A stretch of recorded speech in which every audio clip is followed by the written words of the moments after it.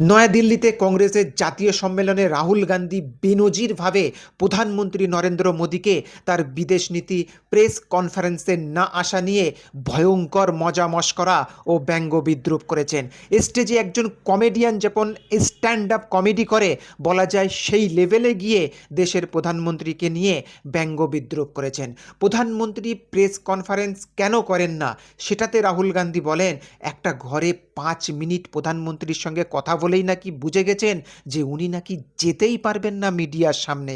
দেশের প্রধানমন্ত্রী নরেন্দ্র মোদী নাকি 5 মিনিটেই মিডিয়ার সামনে শেষ হয়ে যাবে। आपने कभी सोचा कि प्रधानमंत्री प्रेस कॉन्फ्रेंस क्यों नहीं करते?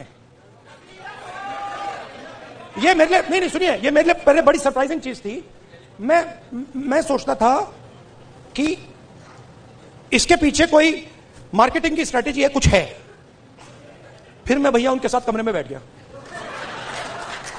5 मिनट और बात समझ आ गई, भाई ये तो जा ही नहीं सकता मीडिया के सामने। ये तो वहीं का वहीं 5 मिनट में खत्म हो जाएगा। रियलिटी है, मैं आपको रियलिटी बता रहा हूं।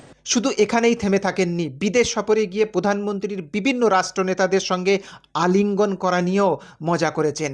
মঞ্চে উপস্থিত কংগ্রেস নেতা সন্দীপ দীক্ষিতকে জড়িয়ে ধরে রাহুল গান্ধী মোদিজির অঙ্গভঙ্গি নকল করে বা মিমিক্রি করে দেখান। के माइंड में घुस गया कि फॉरेन पॉलिसी इज दिस।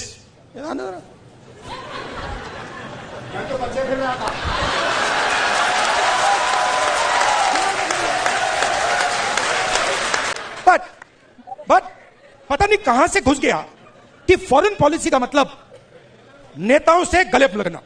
তারপর আবার সন্দীপ ছুটে এসে রাহুলকে মজা করে বলেন, আপনি আবার মেলোনি ভেবে জড়িয়ে ধরেননি তো? Ignorance foreign policy. एक चीज पूछ सकता हूँ? हाँ। मेलनी समझ के तो नहीं पकड़ा था?